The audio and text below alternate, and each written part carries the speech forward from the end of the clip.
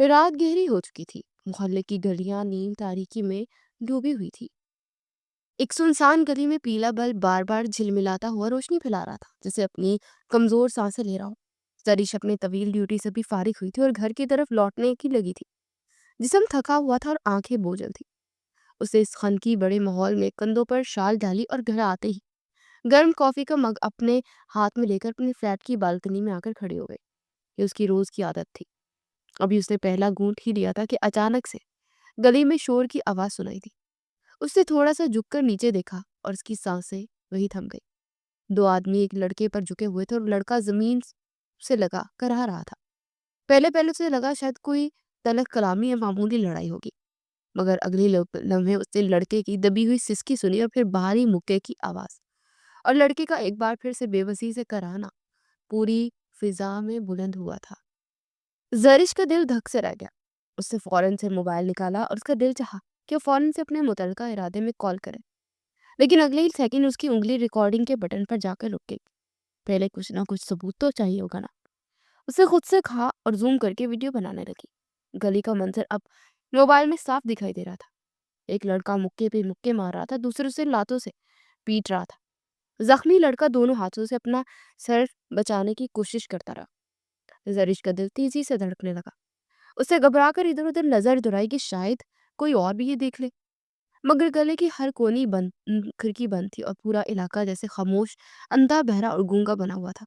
वो भी ये सोच ही रही थी कि अचानक एक तीसरा साया गली के अंदर से नमूदार हुआ। जरी के हाथ में मोबाइल काम सा गया। वो आदमी जो ऊंचे लंबे कद के का हामिल था, उसे स्याह हुडी पहन रखी थी और कदम ऐसे रख रहा था जैसे धरती भी सहम जाए। उसकी शख्सियत में ऐसी हिब्बत थी कि दोनों मारने वाले लड़के एकदम रुक कर उसकी तरफ देखने लगे। वो बिल्कुल सीधे होकर बैठे। उसने एक लम्हा भी जाया ना किया और जमीन पर पड़े लड़के के बालों से पकड़कर उसे पूरी कुवत से दोबारा जमीन पर दे मारा। सरिश की सांसें अटक गई। उसकी हल्की सी चीख बरामद हुई। उसकी आंखों से आंसू निकलने लगे। वो बेबसी से सिर्फ वीडियो बनाती रही। दिल चाहा कि इख्तियारात का इस्तेमाल करे, लेकिन ना जाने क्यों वो रुक सी गई। तभी उस ब्लैक हुडी वाले शख्स ने अपना चेहरा ऊपर की तरफ उठाया और उसकी नजर बेख्तियार सरिश की बालकनी पे पड़ी। वो चंद सेकंड में ही नीचे बैठी और अपना मोबाइल छुपा लिया। उसके जिस्म में बिजली सी दौड़ गई थी। उसने खुद को बिल्कुल साकित कर लिया, जैसे वो वहां मौजूद ही ना हो। वो स्याह हुडी वाला शख्स जिसका चेहरा छुपा हुआ था, मास्क पहना हुआ था, कुछ पल उसकी बालकनी में देखता रहा, फिर पलट कर दोनों लड़कों के साथ अंधेरे में गुम हो गया। जरीश ने अपनी बालकनी की ग्रिल से सांस रोके ये मंजर देखा। उसके दिल की धड़कन इतनी तेज हो गई थी कि उससे लग रहा था कि पूरी गली उसके दिल की धड़कन सुन सकती है। उसकी नजर दोबारा नीचे पड़ी और जख्मी लड़का अभी भी सड़क के बीच में पड़ा नीम बेहोश था। उसने कोई हरकत न की। जरीश का दिल नर्म एकदम से डर गया और वो बिजली की तेजी से अपने घर से नीचे उतरी, चादर पहनकर गली में आई। तब तक चंद आदमी जमा हो चुके थे। वो लड़के के पास पहुंची। वो अभी भी करा रहा था, तुम मेरी आवाज सुन सकते हो?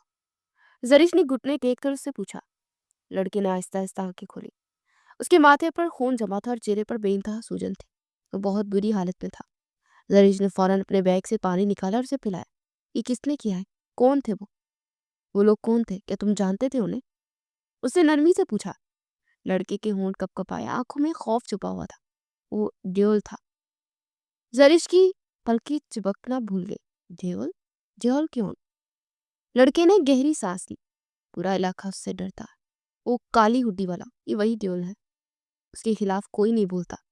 वो जो बोलता है वो अगली सुबह नहीं बचता। जरीश की रगों पे में सर्द लहर दौड़ गई। मैं तुम्हें अस्पताल लेकर चलती हूँ। उसे फौरन से उस लड़के को ऑफर किया। नहीं, मुझे अस्पताल नहीं जाना, मुझे घर पहुंचा दो। अगर मैं अस्पताल गया तो वो जान जाएगा कि जिंदा हूँ। जरीश की आंखें फैल गई। उसे पहली बार एहसास हुआ कि वो अंधेर नगरी में रह रही है। लड़का दोबारा होश खोने लगा। ठीक है, मैं तुम्हें घर पहुंचा देती हूँ। लड़के ने एक नजर उसे देखा। तुम डरती नहीं हो? जरीश ने धीरे से नफी में सर हिलाया। मेरा पेशा मुझे डरने का नहीं कहता, लेकिन न जाने कि उस शख्स को देखकर मेरे दिल में खौफ पैदा हुआ है। उससे खुद से सवाल किया। अब गली में मैं आहिस्ता आहिस्ता लोग छत कर जाने लगे थे, लेकिन जरीश को ऐसा महसूस हो रहा था जैसे उस ब्लैक हुडी वाले ड्यूअल की आंखें अभी भी उसे तलाश कर रही है। वो नहीं जानती थी कि जिंदगी का खेल तो अब शुरू होने वाला था। अगली सुबह एक रोशन सुबह थी। सूरज की किरणें छिन छिन कर खिड़की से होती उसके मुंह पर पड़ी तो वो उठ बैठी। उसे ड्यूटी पर जाना था। वो पुलिस ऑफिसर थी। तैयार होकर किचन में आई, केतली में चाय रखी और खुद नाश्ते की मेज पर बैठ गई।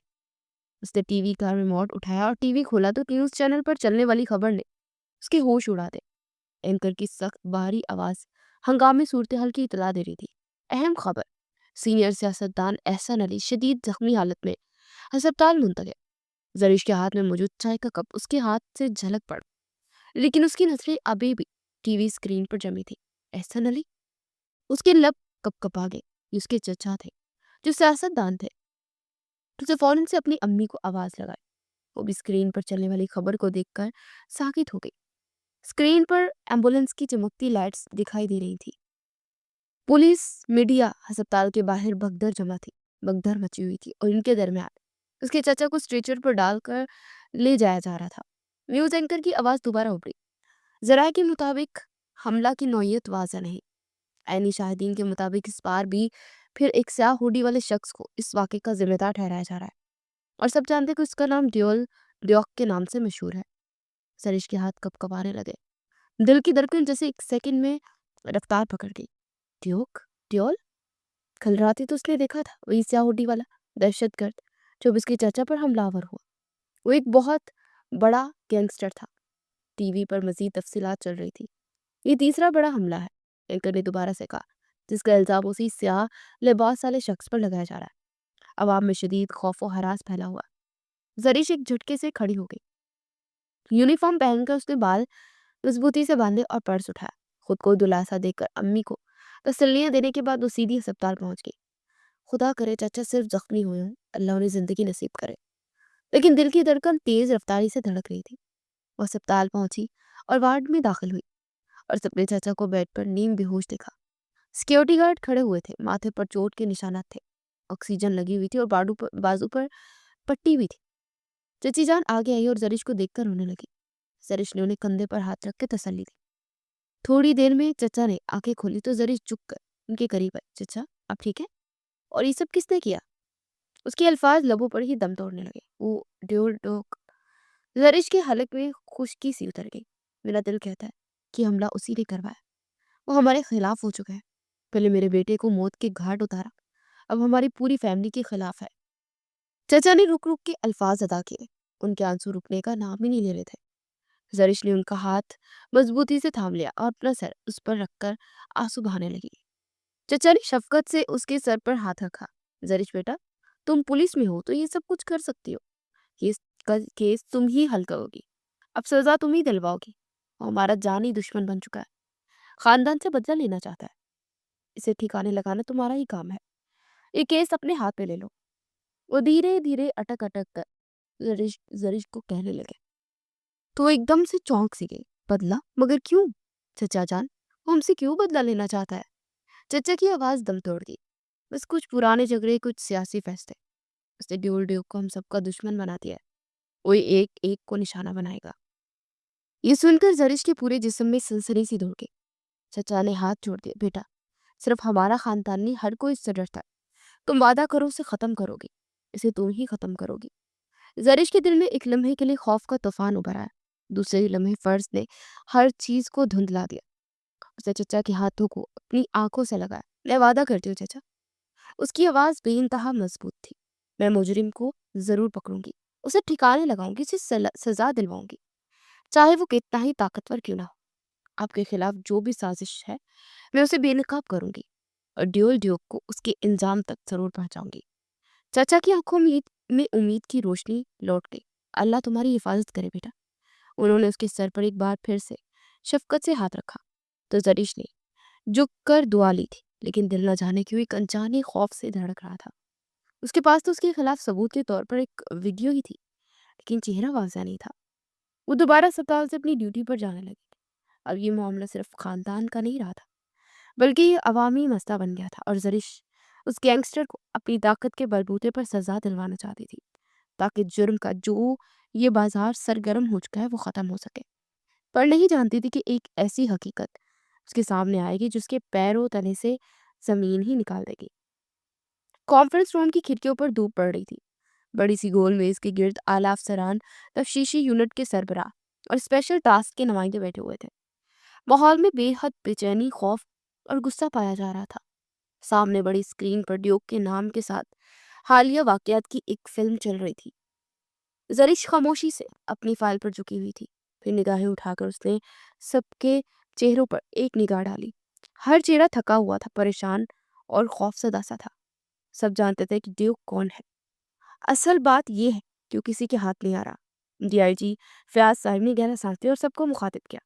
सर, पिछले 6 माह में उसने 6 ऐसे केसेस किए हैं जिनमें कोई भी गवाह मौजूद नहीं है। कैमरे खामोश हैं, ऐसा लगता है जैसे वो साया हो। एक ऑफिसर ने कहा तो डीआईजी फयाज ने अपना सर हिलाया। कमरे में एक बार फिर से तवील गहरी खामोशी छा गई। जरिश के दिल में रात का वो मंजर लरसने लगा, जब खून में लथपथ लड़का और ड्योल के साथ उसके 2 चेले भी उस पर जुल्म कर रहे थे, और उस वक्त वो अपनी बुजदिली की वजह से कुछ कर ना पाई थी। उससे बेख्तियार थूक निकला। तभी उसे इंस्पेक्टर हमाद की आवाज सुनाई दी। हमें कहीं ना कहीं बहरूपिया भेजना ही पड़ेगा, ताकि उसके ठिकानों, उसके आदमियों तक रसाई हासिल कर सके, वरना हम लोग हमेशा उसके पीछे ही भागते रहेंगे। हमेशा हमें इसी तरह टोच दिया देता रहेगा वो। एक ऑफिसर ने उसकी बात सुनकर गहरी सांस हंसते हुए उसे देखा। और कौन खेलेगा ये खतरनाक खेल? इस शहर में हर कोई इसे ड्यूल ड्योक के नाम से जानता है, और हम सब भी इस बात से बाखबर हैं कि पुलिस तक उसके नाम से हिचकिचाती है। फयाज साहब की आवाज भारी हो गई थी। जो भी है, पुलिस हिचकिचाती नहीं। हम में से कोई है जो इस कदर बहादुर है कि वो ये केस अपने हाथ में ले सकता है, क्योंकि अब ये खौफ की और दहशत की अलामत बन चुका है। अगर अपना रोका गया तो शहर हमारे हाथों से निकल जाएगा। ये सुनते ही जरिश की सांस भारी हो गई। उसके सीने पर धरा बोझ गहरा हो गया, और वो कुर्सी से सीधी होकर बैठी और आहिस्ता से हाथ मेज पर बचाया। सब लोग उसकी तरफ मुतवज्जा हुए तो जरिश ने अपना हाथ उठाया। कमरे में एकदम गहरी खामोशी छा गई। तमाम अफसरान ने चौंक कर उसकी तरफ देखा। सर, मैं कुछ कहना चाहती हूँ। जरिश की आवाज बेहद मजबूत और फैसलाकुन थी। जी कहिए। डीआईजी साहब ने गौर से उसे देखा। सर, मैं ये केस लूंगी, मैं इसे हल करूंगी, और इस दहशत और खौफ को खत्म भी करूंगी। सब लोग एक दूसरे की तरफ देखने लगे। सरिश, तुम पागल हो गई हो? कि कोई मामूली गैंग नहीं है? लड़कियों का तो काम ही नहीं है ये ड्योक ड्योल है। तुम्हें पता भी है वो कौन है? सरिश ने बेख्तियार पहलू बदला। उसकी आंखों में वो रात का मंजर चमक उठा था, जब वो स्याह हुडी वाला ड्योल ड्योक बेरहमी से लड़के को मार रहा था। मैं सब जानती हूँ। हमाद वो कौन है? कम अज कम मैंने उसे एक बार तो जरूर ही देखा। तब उसे एक सीनियर ऑफिसर की तंजी आवाज सुनाई दी। देखना एक तरफ है, और उसे पकड़ने के लिए अपनी जान जोखम में डालना एक अलग बात है। लेकिन जरी फैसला कर चुकी थी। उसे अपनी जान से प्यारे चच्चा जान का हुक्म मानना था। उन्होंने तब उसे पाला था जब वो यतीम हो चुकी थी। वो मामू के घर जरूर रहती थी, लेकिन उसकी पढ़ाई के खर्चे से लेकर हर चीज की जिम्मेदारी उसके चचा जान ने ही ले रखी थी। ऐसे में वो कैसे उनका हुक्म डाल देती? वो उन्हीं की बदौलत तो पुलिस ऑफिसर के ओहदे पर फाइज थी। सर, ये मेरा शहर है, ये मेरे लोगों का खौफ है, और इसे मुझे ही अपने हाथों से उनके दिलों से निकालना पड़ेगा। और अब तो ये खानदानी मामला बन चुका है। उसने मेज पर रखी फाइल डीआईजी फयाज साहब को पेश की।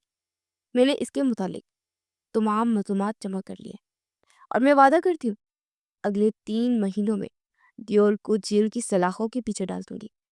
कमरे में जैसे सुनाटा छा गया। डीआईजी साहब ने धीरे से मुस्कुराकर उसे इजाजत दे दी थी। ठीक है ऑफिसर जरीश साहबा, ये केस अब आपके हवाले है। हमाद ने अपना सर पकड़ लिया और नफी में सर हिलाकर मना किया। तुम पागल हो गई हो जरीश, खुदा का वास्ता है, ये फैसला मत लो। लेकिन जरीश ने उसकी बात ना सुनी थी।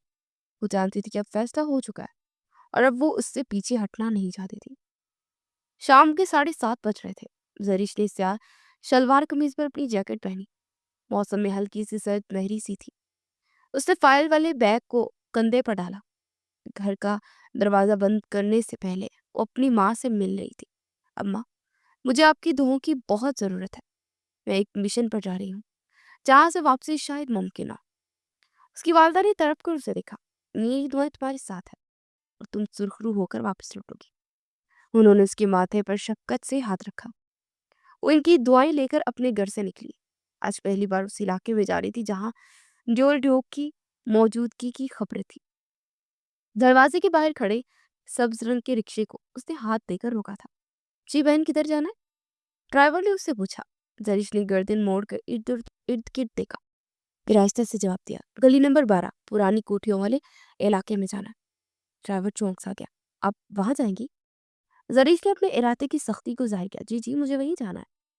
ड्राइवर ने बेचैनी से कंधे उचका दिया और फिर रिक्शा अपनी मंजिल की तरफ चल पड़ा था। वो बामुश्किल थोड़ा ही आगे पहुंचा था कि अचानक एक झटके से रुक गया। लगता है खराबी हो गई है। ड्राइवर उतर कर चेक करने लगा। भाई जी जरा बैठे रहिएगा, मसला भी ठीक हो जाएगा। जरीश ने गहरी सांस भरी। पहले ही मौका पर एक रुकावट खड़ी हो गई थी। अभी उसने रिक्शे की सीट से देख लगाई थी कि अचानक से एक झटके से कोई रिक्शे में दाखिल हुआ। वो एक लंबा और अजीब सा पुरसुकून शख्स था, जिसकी सुनहरी आंखें चमक रही थी, चेहरे पर मुस्कुराहट बिखरी हुई थी। सरीश एकदम चौंक कर सीधी हुई। एक्सक्यूज मी, आप किसकी इजाजत से रिक्शे में बैठे? ये रिक्शा बुक है। वो इसे मैंने बुक किया है। अजनबी शख्स ने कंधे उचकाए, जैसे उसे इस बात की कोई परवाह ही ना हो। उसकी सुनहरी आंखों में बेनियाजी ही बेनियाजी थी, जिससे पूरी दुनिया उसके इशारे पर चलती हो। एक्सक्यूज भी, ये पब्लिक रिक्शा है। आपसे किसने कहा ये आपका? जरीश ने नागवारी से आईब्रो इकट्ठे किए। बात सुने, मैं एक जरूरी काम पर जा रही हूँ। अब प्लीज जरा दूसरा रिक्शा ले ले। और ये मैं आपको आराम से कह रही हूँ, प्लीज अगली बार आराम से नहीं कहूंगी। वो धीरे से हंस पड़ा और वह एकदम आगे झुका तो जरीश के दिल में खौफ फैल गया और इसका दिल जोर से धड़का। आपको ही जल्दी है, मुझे नहीं है, समझिया? जरीश मजीद झंझला गई। ये क्या बदतमीजी है? उसे उस शख्स के सीने पर हाथ रखकर उसे दूर धकेला तो उसने बेनियाजी से रिक्शे रिक्शे की मुखालिफ सिम से टिक लगा ली। बदतमीजी वो होती है जो इंसान बर्दाश्त न कर सके, और आप मुझे अभी तक यहाँ बैठे हुए बर्दाश्त कर रही हैं। लगता है आप सफर में भी बर्दाश्त कर ही लेंगी। जरिश ने बेख्तियार गहरी सांस भरी और उसके लब आपस में सख्ती से पेवस्त हो गए। वो इससे कदरे फासला बनाकर बैठ गई। रिक्शा दोबारा चल पड़ा। ड्राइवर ने उस शख्स को कुछ कहना मुनासिब न समझा था। खामोशी से ड्राइविंग करने लगा। जरिश को इस बात पर भी तप चढ़ गई थी। आप क्या यहाँ के रहने वाले हैं? उसने पुरानी कोठियों वाले इलाके में दाखिल होते उससे पूछा। भी और नहीं भी, उसे अपनी गहरी गंभीर आवाज में जवाब दिया। क्या मतलब है? सरिश ने अब्रू इकट्ठे करके उसे देखा। मतलब ये कि जहाँ जरूरत पड़े, जहाँ ठिकाना मिल जाए वहीं रह लेता हूँ। अल्लाह लोग इंसानों में बिल्कुल मलंग टाइप। जरिश मुस्कुरा भी न सकी। उसने उसकी आंखों में देखा। वहां एक अजीब किस्म की बेचैनी थी। वो कोई आम इंसान नहीं लगता था जो इस तरह से बात करता। वो एक अलग ही किस्म का शख्स था, जिसे देखकर मुस्कुरा रहा था। आप मुझे गौर से तो ऐसे देख रही हैं जैसे आप किसी मिशन पर हो। एकदम से जरिश चौंक से गई। आपको क्या लगता है मैं कौन हूँ? उसने उल्टा उससे सवाल किया। एक लड़की हो जो कि अपने कंधे पर बेपनाह बोझ उठाए हुए हो, और ये आपके चेहरे पर लिखा हुआ है। जरिश दुरुस्त पेश गोई पर एक लम्हे के लिए लड़ से गई। उसकी पलकें झुक गई और उसने फौरन से नजरें मोड़ ली। रिक्शे की रफ्तार कम हुई तो रिक्शा एक चौराहे पर रुक गया। जरीश ने ड्राइवर को पैसे पकड़ाए और धीरे धीरे चलते उस मकान के आगे आगे जहां से पहले सरिजिया नाम की एक औरत को पुलिस ने अपनी निगरानी में वहां 2 दिन पहले ही भिजवा दिया था। उसे इस किराए के मकान में रहना था ताकि वो यहाँ रहकर निगरानी कर सके और डिओ के ठिकाने का पता कर सके। उसने अपने कंधे पर लटका बैग दुरुस्त किया और दरवाजा खटखटाया। दरवाजा खुल गया। वो अंदर दाखिल हुई और उसका दिल जोर से धड़का। तभी उसे एहसास हुआ कि कोई उसके पीछे आकर खड़ा हो गया। वो एकदम से घबरा गई। पीछे हटी तो उस शख्स के सीने से जा टकराई। वो बेख्तियार मुस्कुराया। आप यहाँ, आप यहाँ क्या कर रहे हैं? आप मेरा घर, मेरा मतलब मेरा पीछा करते आए थे? निकले यहाँ से। वो जोर जोर से दहाड़ी। एक लम्हे के लिए तो उसे अपनी सांस रुकती हुई महसूस हो रही थी।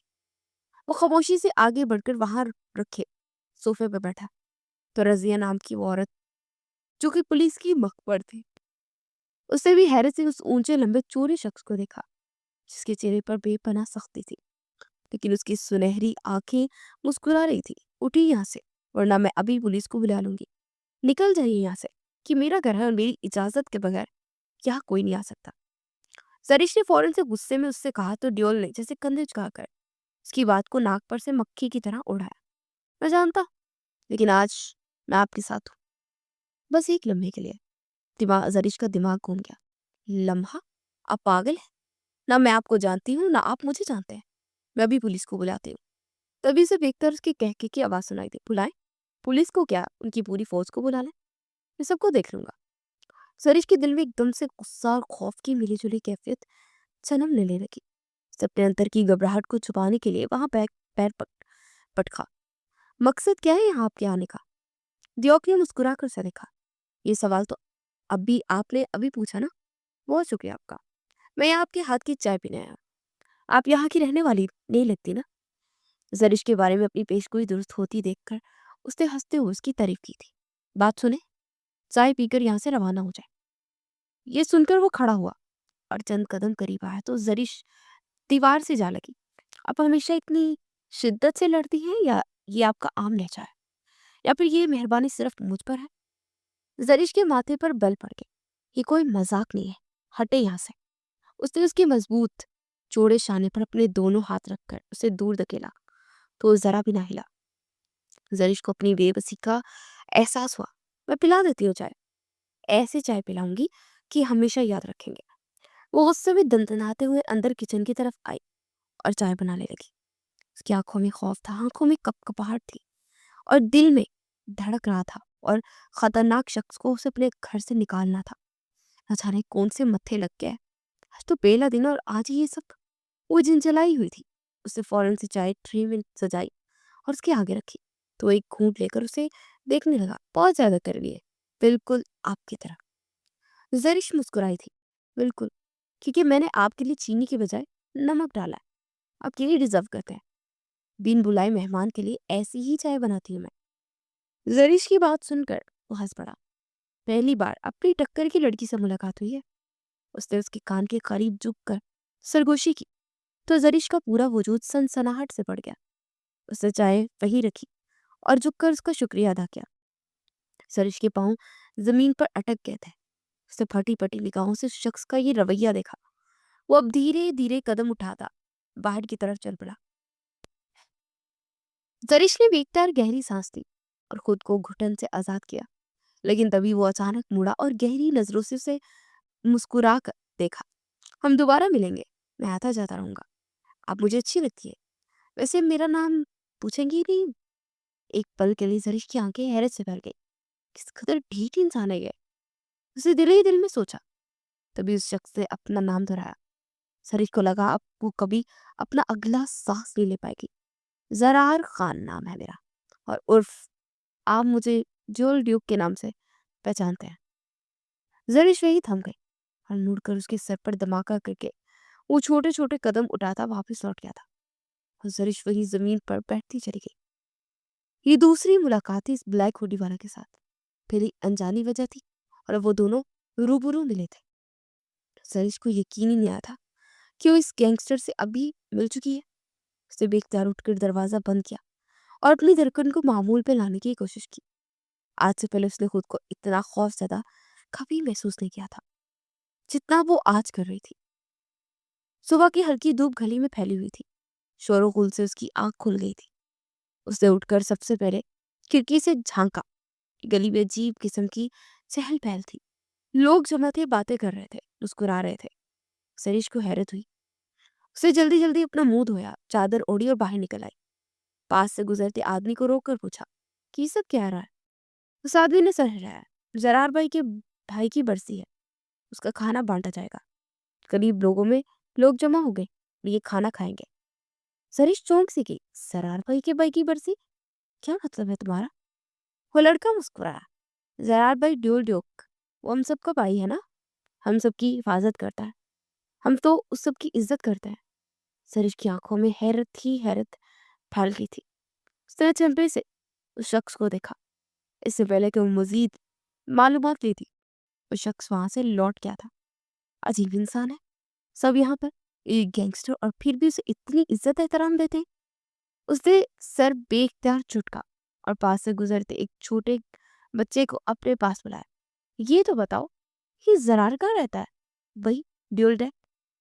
उसने मुस्कुरा कर बच्चे को टॉफी देते हुए पूछा तो उसने फौरन से टॉफी उससे हाथ से चिपट ली। उसका कोई घर नहीं है, वो कभी किधर तो कभी किधर। हाँ, बस एक गोदाम है, उसमें अपने साथियों के साथ रहता है। जरिश के पाँव जैसे जमीन में जम गए। पहली कड़ी उसके हाथ लगी थी। अब उसे हिम्मत करके आगे बढ़ना था।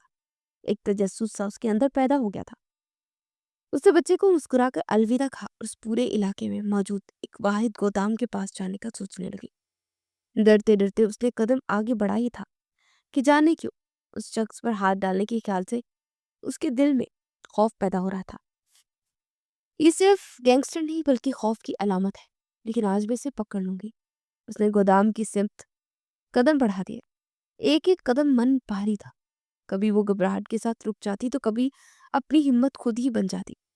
सब लोग अपने कामों में मसरूफ थे। किसी ने उसे गोदाम की तरफ जाते हुए न देखा। अब वो क्या मंसूबा बना रहा होगा? किसी को कत्ल का सोचने लगा। वो यही सोच रही थी कि उसने अपनी सांसों को काबू रखा और धड़कते दिल के साथ गोदाम के करीब आई। वहां अजीब सा सन्नाटा था। पोसीदा बल्ब की बदम सी रोशनी दीवारों पर पड़ रही थी। खौफनाक खामोशी फैली हुई थी। अलबत्ता किसी की सरगोशी नुमा बातें करने की आवाजें भी आ रही थी। सरिश ने एक जंग आलू दरवाजा खोला तो चिड़चिड़ाहट के साथ खुल गया। एक लम्हे के लिए वो वही ठहर सके। फिर हिम्मत करके अंदर आई तो लोहे की ग्रिल के पार बड़े से कमरे में दो आदमी झुके किसी नक्शे पर गुफ्तगू कर रहे थे। फिर उसकी नजर जरा आगे गई तो वही स्याह हुडी वाला जरार खान से ड्यूल ड्यूक उनकी सरबराही कुर्सी पर बैठा उन्हें कुछ हदायत दे रहा था। सरिश की सांस सीने में अटक गई। बेशतर उसकी चीख निकली, लेकिन उसने अपने मुंह पर हाथ रखकर उसे दबाने में कामयाबी हासिल की। वो बक्सों के पीछे छुप गई और गाहे बेगाहे नजर डालकर उन्हें देखने लगी। हल्की ऊंची आवाज पड़ी, इस बार कोई गलती नहीं होनी चाहिए। मैं नहीं चाहता कि कोई हमारी इस काम तक पहुंचे। तभी एक साथी ने फखर से उसे देखकर कहा, कोई नहीं पहुंचेगा सरार साहब, लोग तो तुम्हारे नाम से ही डरते हैं। उसके चेहरे पर एक सर्द मुस्कुराहट बिखर गई। डर एक अच्छा हथियार है। तब तक लोग हमारे नाम से डरे, हमें इस्तेमाल करना चाहिए। जरिश के हाथों और पैरों में पसीना आने लगा। वो अपने मकाम से पीछे हटी। तभी उसका पाँव एक पत्थर से टकराया। पत्थर लुढ़क कर नीचे गिरा। आवाज बुलंद हुई और वो तीनों चौंक कर जगह देखने लगे। सरिश की आंखें हैरत से फैल गई। उसके दिल में खौफ पैदा हुआ। अगर इन लोगों ने मुझे देख लिया तो? उसके चेहरे का जाविया भी बदल गया। ढोल अपनी जगह से उठा और आहिस्ता आहिस्ता उसके पास आया। उसकी नजरें सीधी बक्सों की सिर्फ पड़ी, लेकिन वहां कोई नहीं था। जरिश उनके आने से पहले ही तेजी से वहां से भाग गई थी। किसी की हिम्मत हुई है यहाँ आने की? वो जोरदार आवाज में चिल्लाया। ड्योर की गर्ज उसके पीछे तक गूंजी थी, लेकिन वो निकलने में कामयाब हो गई थी। पाँव में चोट लगने के बावजूद वो लंगड़ा लंगड़ा कर गली की दूसरी सिंध पहुंच गई। लेकिन वो ये भूल चुकी थी कि इस हड़बड़ाहट में उसकी जेब से जमीन पर कुछ गिरा है। वो एक छोटी सी चांदी की पहचान पट्टी थी, जिस पर उसकी पुलिस यूनिट का कोड दर्ज था। वो भागती भागती रही, ये जाने बगैर कि उसका राज खुल गया है। और पीछे गोदाम के दरवाजे पर खड़ा ड्योल ड्यूक झुककर वो पट्टी उठा रहा था। उसे मुस्कुराते हुए अपनी उंगलियों को घुमाया। दिलचस्प, तो ये तुम थी, नई किराएदार पुलिस ऑफिसर जरिश खान। बहुत खूब, असल खेल तो अब शुरू होगा। उसने मुस्कुराकर उस दिन देखा जहां से जरिश बाकी थी। जरिश शाम की ठंडी हवा में टहल रही थी। गली इंतहाई सुनसान थी और हवा में हल्की सी नमी उसके चेहरे को छू रही थी। उसके हाथ में फाइलों का छोटा सा फलेंदा था। सारे दिन की थकन वाजिया थी। उसने फोन निकाल कर वक्त देखा ही नहीं और उससे पीछे से मोटरसाइकिल के हॉर्न की आवाज आती सुनाई दी। सरिश ने बगैर मुड़े अपनी रफ्तार बढ़ा दी, मगर मोटरसाइकिल जैसे रुकने का नाम ही नहीं ले रही थी। उसने फौरन से पीछे मुड़कर देखा। अजीब लोग होते हैं। वो बुड़बुड़ाई। मोटरसाइकिल सवार ने हेलमेट पहना हुआ था और इससे पहले कि वो अपने कदम तेज करती वो साइड होती, अगली लम्हे मोटरसाइकिल ने उसे ओवरटेक कर लिया और उसका पाँव फुटपाथ के किनारे पे फिसल गया और वो पूरी रफ्तार से सीधा आगे आती बाइक से टकरा गई। बाइक अगले लम्हे के लिए हिल गई और सब कुछ एक पल में हवा हुआ कि जरिश समझ ही न सकी हुआ क्या है। उसकी सांस तेज हो गई। बैग और फाइलों का फंदा हाथ से छूटकर गिर गया। लेकिन खुद वो बची रही थी। एक मजबूत नरम गर्म हाथ ने उसकी कमर थाम कर उसे बाजू से सहारा देकर गिरने से बचाया था और ऊपर खींच लिया था। आप मुझे तलाश कर रही थी? या रास्ता वाकई इतना तंग है? भारी गंभीर आवाज उसके कानों में गूंजी तो उसने एकदम से अपनी आंखें खोली। हेलमेट के अंदर छुपी आंखें सीधा उसके चेहरे पर झांक रही थी। मैं गिर गई हूँ, मुझे कोई शौक नहीं है आपको अपनी बाहों में आने का, उसने फंसी फंसी आवाज में कहा। तो ड्यूल ने उसे सीधा किया। बाजू अभी भी इसकी कमर के गिर्द हायल थे। मामा के लोग करते हैं, लेकिन इतनी सलीका मंदी से मेरी इन बाहों में आकर? इसका सवाल था ये झूठा हुआ छुपता हुआ तूफान। सरिश का सांस वाकई में रुक गया। मैंने कुछ भी जानबूझ कर नहीं किया। वो बुड़बुड़ा फिर अगली पल से अलग हो गई। वो बेख्तियार मुस्कुराया और अपना हेलमेट उतार कर उसे देखा था। जरिश के तन बदन में जैसे आग लग गई। वो गैंगस्टर उसके सामने अपनी पूरी पतीसी की नुमाइश करके हंस रहा था और उसे पूरे बदन में आग सी लगी हुई थी। लगता है कुदरत हम दोनों को से कुछ और ही चाहती है, तब ये तीसरी बार मुझसे टकरा रही है। जरिश की आंखें हैरत से फैल गई। तीसरी बार? ये सुनकर वो धीरे से हंसा। 2 बार तो तुम नजरों ही नजरों में मुलाकात हुई थी ना, और ये तीसरी बार तो आप मुझसे ही आप आ गई थी ना। सरिश का दिल चाहा कि उसका सर फाड़ दे। मैं तो आपको जानती भी नहीं, मैं क्यों आपके पले पड़ूंगी। अलबत्ता आप ही मेरे रिश्ते में बैठे थे और अभी भी आप मेरे ही घर बुलाए बिन बुलाए मेहमान की तरह चाय पीने भी आ गए थे। अच्छा, वो हंसा। वैसे आपके चेहरे पर जाने के मुझे बहुत से सवाल दिखाई दे रहे हैं, जैसे कोई राज लेकर घूम रही हो और मुझसे खौफजदा भी हो। वो क्यों? उसे सीने पर बाजू लपेटकर जरिश को देखा जो चुप कर अपनी फाइलें उठा रही थी। अपना जरिश ने अपना चेहरा दूसरी तरफ मोड़ लिया, अपना बैग कंधे पर दुरुस्त किया और दुपट्टा फैलाया। मुझे किसी से कोई खौफ नहीं, अपनी गलत फहमी दूर कर लीजिए। ये कहकर वो आगे बढ़ी। ड्यूल ने इंजन स्टार्ट किया और बाइक की आवाज एक लम्हे के लिए सुनाटे को चीरती पूरी गली में गूंज गई। उसे जाते जाते जरिश की तरफ हाथ हिलाकर दिखा था। मुस्कुराहट उछाली। मिलते हैं दोबारा, किस्मत यकीनन हमें दोबारा मिलाएगी। ये सुनकर जरिश के कान सुर्ख हो गए। मुझे आपसे दोबारा कभी नहीं मिलना, समझा? वो तेज तेज कदम उठाकर आगे बढ़ गई और वो इसके पीछे आया। एक जोरदार झटके के साथ वो आगे बढ़ा। किस्मत हमें क्यों आमने सामने हर बार लाकर खड़ा कर देती? उसने झुककर उसके कान में तेज आवाज में कहा।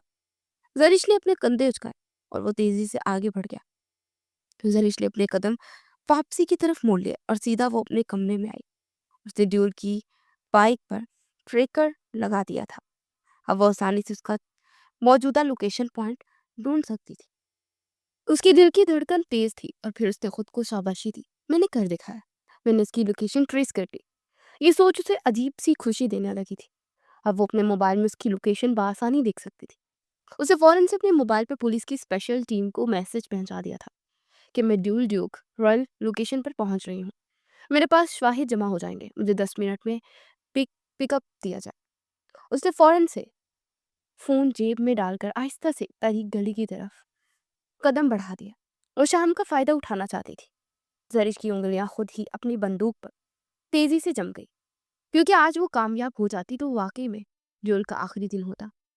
वो आहिस्ता आहिस्ता अपने मोबाइल की फ्राहम करदा लोकेशन पर पहुंचने लगी और जल्दी वो एक अजीब से घर के सामने रुकी। दीवार के साथ इंतहाई खस्ता हाल दरवाजा था।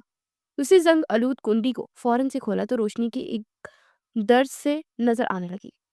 जरिश ने कदम आगे बढ़ाया। बारूद की मिली जुली खुशबू हवा में तैर रही थी। कमरे में 4 बड़े लॉकर्स लगे थे और एक तरफ स्टील की मेज रखी हुई थी जिस पर एक नोटबुक थी। जरिश ने फौरन से आगे बढ़कर उस नोटबुक को उठाया और सफ़ात पलटने लगी, लेकिन एक सफ़ा खाली सा, उसे कुछ भी ना मिला। उफ, ये तो बिल्कुल ही साफ है। इम्पॉसिबल, ये कैसे हो सकता है? उसने दूसरी बॉक्स खोला और उसमें कोई काबिले जिक्र चीज ना थी। तीसरा बॉक्स खोला तो उसमें चंद कपड़े थे, स्याह शर्ट्स, पैंट्स और कपड़े भी इंतहाई धुले धुले हुए। उसने बारी बारी तमाम लॉकर्स को खोल कर देख लिया। शिट, ये सब क्या इतना साफ क्यों है? मुझे कोई शवाहद क्यों नहीं मिले? उसने आखिरी शेफ का दरवाजा खोला तो वहां एक यूएसबी चमक रही थी। उसका दिल उछलकर हलक में आ गया। बस यही, शायद यही आखिरी उम्मीद हो। उसने यूएसबी उठाई और अपने साथ लाई हुई छोटी सी डिवाइस में लगाई। डाटा लोड होने लगा, लेकिन जरीश की आंखें फटी की फटी रह गई। वो वहीं रखी कुर्सी पर बैठकर अपना सर अपने हाथों में गिराया। तस्वीर में कुछ नहीं था। कोई मुजरिमाना सरगर्मी नजर नहीं आ रही थी, कोई मीटिंग, कोई सबूत नहीं था। सब खाली था। उसके कंधे ढलक सके, आखिरी उम्मीद भी खत्म हो गई। ये शख्स या तो इंतहाई जहीन मुजरिम है या शायद मैंने ही इसके बारे में गलत सुना है, या फिर ये मुजरिम ही नहीं है। आखिर ये सब हो क्या रहा है? उसने अपनी कनपटी मस्ती तो दिल चीख चीख कर कह रहा था कि यही तो आदमी है जो पूरे शहर में दहशत फैलाए हुए है, जिसके नाम से गलियां खाली हो जाती हैं, लोग झुकते हैं। उसे देखकर गहरी सांस भरी और फिर अपनी टीम के को मैसेजेस करने लगी। उसकी उंगलियां कांप रही थी। शिकस्त का एहसास उसके अंदर घुटन पैदा करने लगा। तभी अचानक से उसके पीछे बंद दरवाजा ठक करके खुला। जरिश की सांस रुक गई। उसे फौरन से अपनी बंदूक पर हाथ रखा और सामने लौट करके फिजा में अपना हाथ बुलंद किया तो अपनी जगह जम सी गई। वो जैसे सांस लेना भूल गई। वो दरवाजे के साथ टेक लगाए अपने दोनों हाथों को सीने पर लपेटे। स्याह हुडी पहने ड्यूक ड्यूल उसके सामने खड़ा था। होंठों पर मक्काराना मुस्कुराहट थी जो हमेशा जरिश को की धड़कन तेज कर देती थी। उसकी आवाज कमरे में धीरे से धीमे सुनाटे की तरह फैली। ढूंढ लिया तुमने? मिला कुछ तुम्हें? वो देखते यार मुस्कुराया था। तुम यहाँ क्या कर रहे हो? जरीश की जुबान लड़खड़ा गई। खौफ पैदा तो हुआ, लेकिन उसने खौफ पर काबू पा लिया। वो धीरे धीरे चलता उसके पास आया। अजीब बात है जरीश, उसने इंतहाई नर्म लहजे में से मुखातिब किया। मेरे कमरे में आकर, मेरा लॉकर खोल कर, मेरे पूरे ठिकाने की तलाशी लेने के बाद आप मुझसे सवाल कर रही हैं कि मैं यहाँ क्या कर रहा हूँ? जरीश ने बेख्तियार गहरी सांस भरी और चंद कदम पीछे हटाए। कमरा खाली था तो दीवार से लग गई। जियोल उसके बिल्कुल सामने आकर रुका। उसकी सांसें जरिश के कानों को छू रही थी। एक लम्हे के लिए जरिश का दिल डूब कर उबड़ा था। चलो वो सब छोड़ो, ये बताओ मेरी बाइक में ट्रैकर कब लगाया? उस वक्त जब टकरा कर मेरी बाहों में झुल रही थी, या फिर उस वक्त जब झुक कर नीचे फाइल सीधी कर रही थी? जरिश के कान सुर्ख हो गए। मैंने कुछ नहीं किया सिवाय अपना फर्ज निभाने के।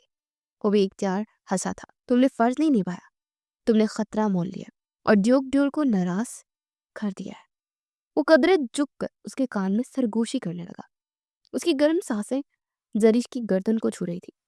जरिश ने बेख्तियार अपनी आंखें मीच ली। मैं तुमसे डरती नहीं हूँ, ये बात मैं तुम्हें कितनी बार बताऊं? जरिश ने बेख्तियार अपने लहजे को मजबूत रखने की कोशिश की। हाँ, इसीलिए तो। वो सीधा हुआ और गहरी नजरों से उसे देखने लगा। उसकी नजरों में गुस्सा था और गुस्से के साथ सुर्खी भी। इसीलिए तो मेरी चीजें छीन रही थी तुम, तलाश कर रही थी और आई भी अकेली हो। वाह, क्या बहादुरी है। अगले ही लम्हे उसने जरीश का बाजू पकड़कर खुद के करीब किया तो जरीश ने छुड़वाने की पूरी कोशिश की थी, लेकिन उसके हाथों की गिरफ्त बेहद मजबूत थी। तुम ये समझ रही थी ना कि आज ये मेरा आखिरी दिन है? नहीं जरीश, आज तुम्हारी कहानी मेरी कहानी में शामिल हुई है। आज से तुम जहां जहां गुजरोगी मैं वहां पहले से मौजूद रहूंगा। जरीश का दिल जैसे सीने से बाहर आने लगा। मैं तुम्हें गिरफ्तार कर लूंगी जल्द, बहुत जल्द। उसने जरीश की आंखों में झांका। अच्छा, गिरफ्तार करोगी? लेकिन सबूत कहाँ है? कुछ भी तो नहीं मिला तुम्हें? जरीश की आंखें खुद ब खुद झुक सी गई। वो खुद को बेबस महसूस करने लगी। उसे कुछ भी तो नहीं मिला था जिससे उसे मुजरिम साबित करे। जरीश, डलनेस की थोड़ी आहिस्ता से ऊपर की। यही तो मेरा खेल है जरीश। मैं वो मुजरिम हूँ जिसके जुर्म दिखाई नहीं देते, और तुम वो पुलिस ऑफिसर हो जो अपने दिल से भी हार रही। जरीश ने देखकर अपनी पलकी उठाकर उसे देखा था। Police officer? उसकी आवाज उसे खाई से आती सुनाई दी। हाँ बिल्कुल। वो मुस्कुराया। मैं जान गया हूं कि तुम ऑफिसर जरीश हो और मेरे पीछे यहाँ सबूत ढूंढने आई हो। मैं पहले ही जान गया था कि तुम हर बार मुझसे क्यों टकराती हो, क्योंकि तुम्हें जवाब चाहिए। मेरे बारे में सबूत चाहिए था, है ना? उसे जरीश से यकीन दहानी करवाई थी। बिल्कुल, मेरा मकसद बस सच की तलाश था, और तुम जैसे लोगों को जेल की सलाखों के पीछे डालना मेरा अव्वलीन ख्वाब है। देओल ने जरा से सर को तिरछा किया। तो फिर सच बताऊं मैं तुम्हें? सुनने की हिम्मत है? वो दोबारा से उसके करीब आया तो जरीश का दम घुटने लगा। देखो, डरो मत, मैं तुम्हें नुकसान नहीं पहुंचाऊंगा। इसलिए नहीं कि तुम पुलिस ऑफिसर हो, इसलिए कि तुम वो पहली लड़की हो जो मेरे कमरे तक, मेरे राज तक, मेरी जिंदगी के अंदर तक पहुंच गई हो, वो भी बगैर डरे, बगैर खौफजदा हुए। और मैं ऐसे लोगों को दुश्मन नहीं बनाता। जरीश की सांसें अथल पुथल होने लगी। मुझे छोड़ दो, छोड़ो मुझे। उसने ड्यूल का बाजू झटका। तुम जा सकती हो जरीश। वो अपनी जगह ठहर सी गई। तुम मुझे क्यों बचा रहे हो? मैंने तुम्हें दुश्मन समझा, तुम पर नजर रखी, तुम्हें जेल भेजने की कोशिश कर रही हूँ। उसकी बात पूरी भी ना हुई थी कि ड्यूल ने आगे बढ़कर उसके होंठों पर अपना हाथ रख दिया। मैं तुम्हें इसलिए बचा रहा हूं कि तुमने दुनिया की बात पर यकीन किया, जो मुझे मेरे जराइम की वजह से जानते हैं। लेकिन मेरा सच सुनना बाकी है। क्या सुनना चाहोगी? जरीश के होंठ फड़फड़ाने लगे।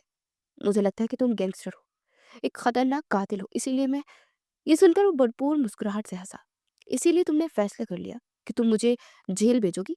लेकिन सबूत कहाँ है? जरीश की नजरें झुक गई। अगर मैं गलत हूं तो सच क्या है बताओ मुझे, मैं सुनने के लिए तैयार हूं।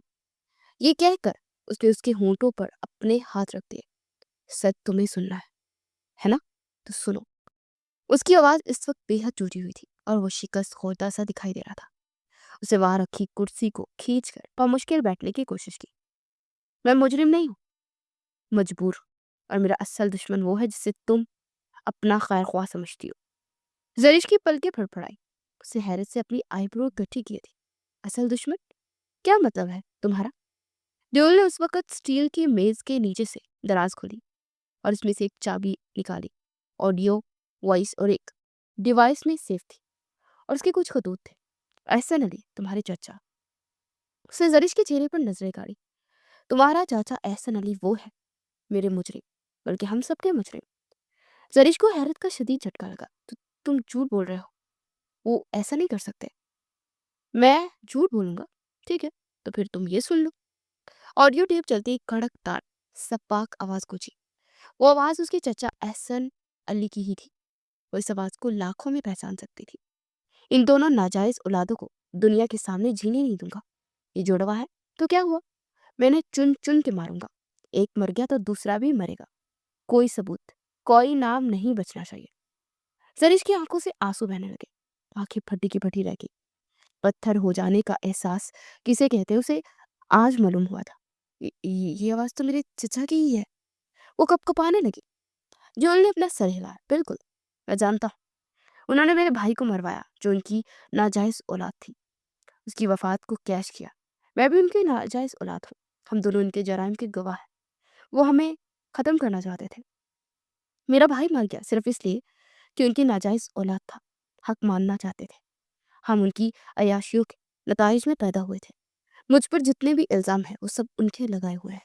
आज तक मैंने कोई एक जुर्म नहीं किया। बस मेरा नाम खराब हो गया। मेरा नाम मशहूर कर दिया। मेरे नाम से मुजरिमाना कार्रवाइयां करके सारा मलबा मुझ पर डालना तो उनका पुराना वतीरा है। ये जंग तवील है, लेकिन अब मैं हार नहीं सकता।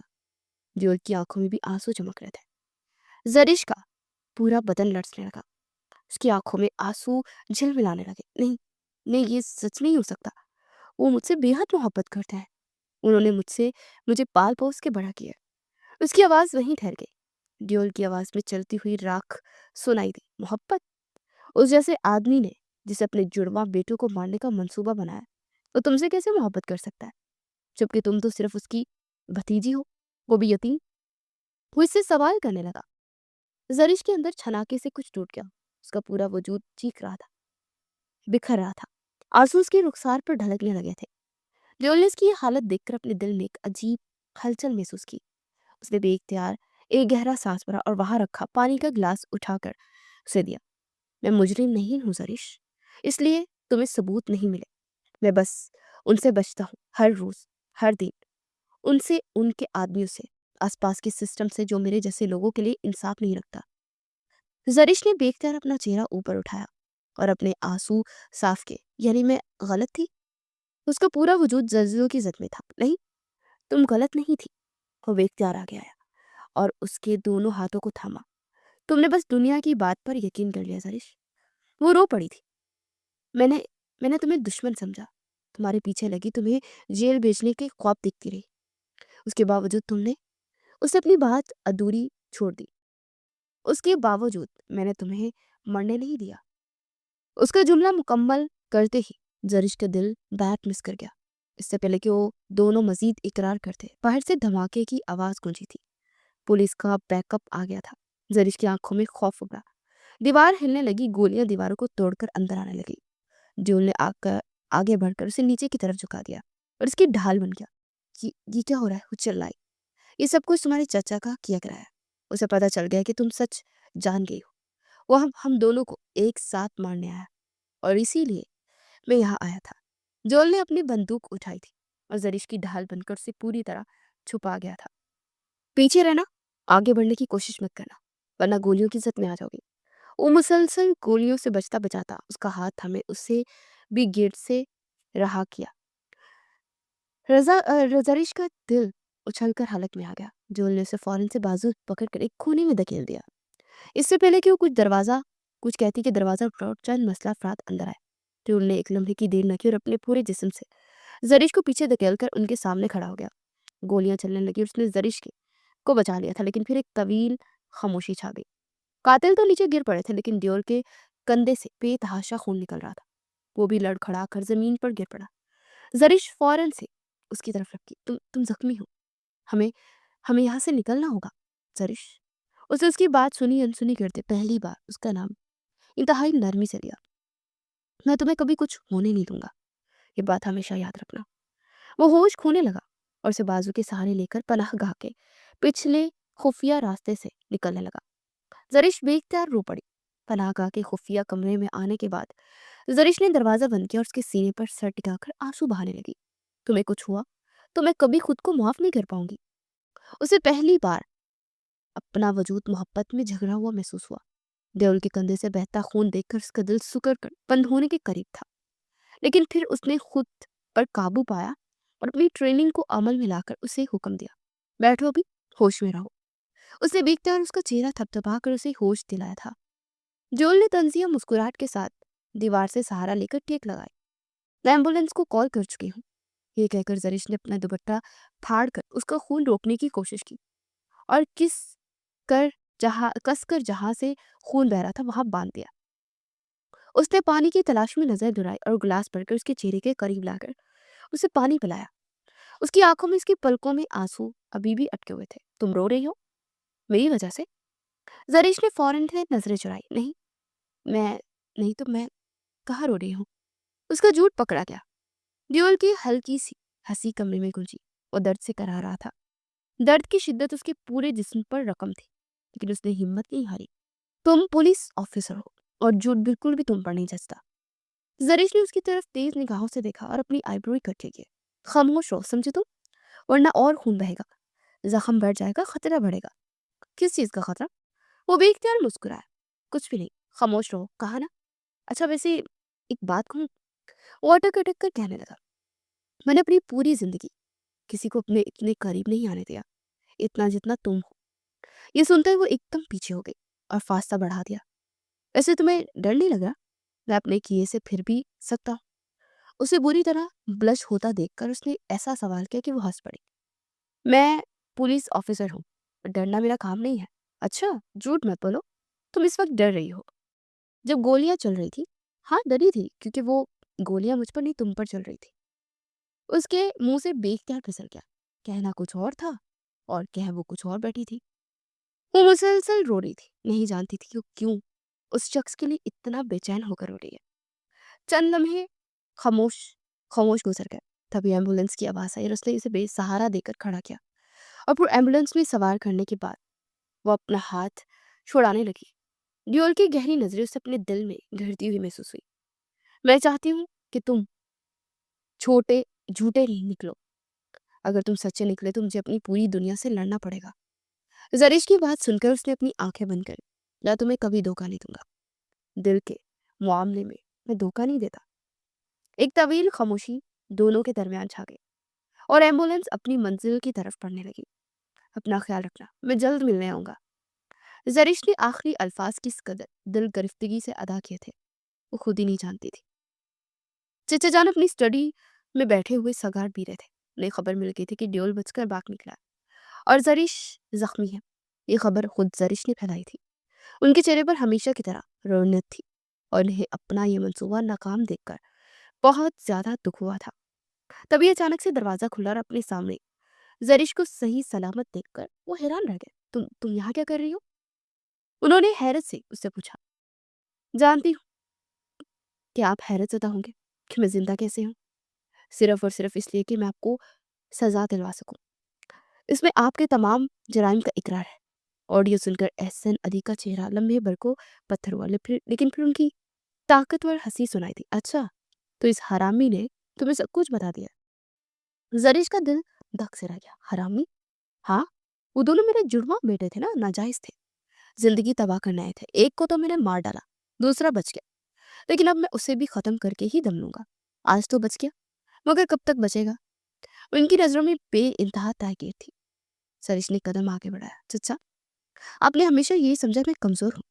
मैंने आपके लिए इतना बड़ा कदम उठाया और अपनी जान जोखिम में डाली, लेकिन मैं कमजोर नहीं हूँ।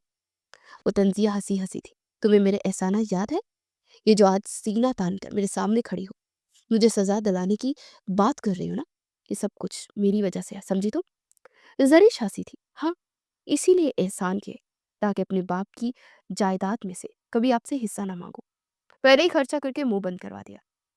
वो आगे बढ़ी और मैं ये समझती रही कि ये मोहब्बत है, लेकिन ये तो अपने जराइम को छुपाने के लिए आपकी अपनी जात पर किए गए एहसान थे। लेकिन अब खेल बिगड़ चुका है। एहसन अली साहिब। चचा की आंखें हैरत से फैल गई, की आंखों में खून उतर आया। उन्होंने मेज की दराज से पिस्तौल निकाल लिया। तो फिर सुनो, आज वो हक भी मैं खत्म करता हूँ। तुम्हारी जिंदगी में ड्यूल से पहले लूंगा, ताकि तुम्हें तुम्हारी आवाज एवानों तक न पहुंच सके, समझी तुम? सरिश देखकर हंसती चलेगी। सब रिकॉर्ड पुलिस के पास पहुंच चुका है। चाहे मुझे मारे चाहे ना मारे, लेकिन आप बच नहीं सकेंगे। मैं बेकसूर हूँ, था और रहूंगा। ऐसे ने गुस्से से दांत पीछे। तुम दोनों ने मेरा पूरा खेल उलट दिया। उन्होंने बंदूक उसके सामने करते हुए ट्रिगर दबाने के लिए हाथ बढ़ाया ही था कि दरवाजा जोरदार धमाके से टूटा। पुलिस की टीम अंदर घुस गई। हथियार नीचे। एहसन अली साहब, आपके खिलाफ मुकदमात की एक लंबी लिस्ट है। वो घबरा कर पीछे हटे, लेकिन उन्हें चारों जानिब से घेरा जा चुका था। उनके हाथों में हथकड़ियां पहना दी गई। आज पूरी दुनिया जान जाएगी कि असल मुजरिम कौन है। कहानी जहां से शुरू हुई थी, अब वहीं पर खत्म हो रही है, आपके गुनाहों पर। उसने नफरत से अपने चचा की तरफ देखा। पुलिस उन्हें घसीटते हुए बाहर ले गई थी। जरीश ने गहरी सांस भरी। आज वो आजाद थी। ड्यूल बेकसूर साबित हो चुका था। आज उसका खौफ हमेशा हमेशा के लिए दफन हो गया था। वो जैसे ही पलटी तो किसी के चौड़े शाने से टकराई। वो बिलाशुबा ड्यूल था, जो अपने जख्म की परवाह किए बगैर उसके सामने खड़ा उसकी ढाल बना, उसके आंसू को पी रहा था। तुम्हारे आंसू मेरे दिल पर गिरते हैं, तुम महफूज हो, समझी?